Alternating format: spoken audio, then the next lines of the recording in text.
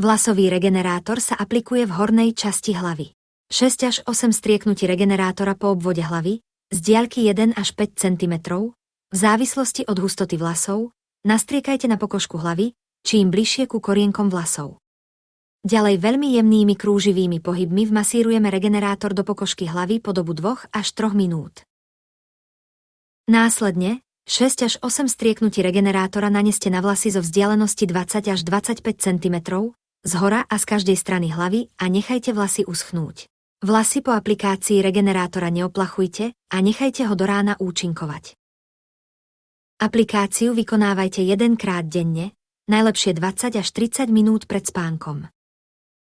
Už po týždni používania vlasového regenerátora pocítite obrovský rozdiel pred a po.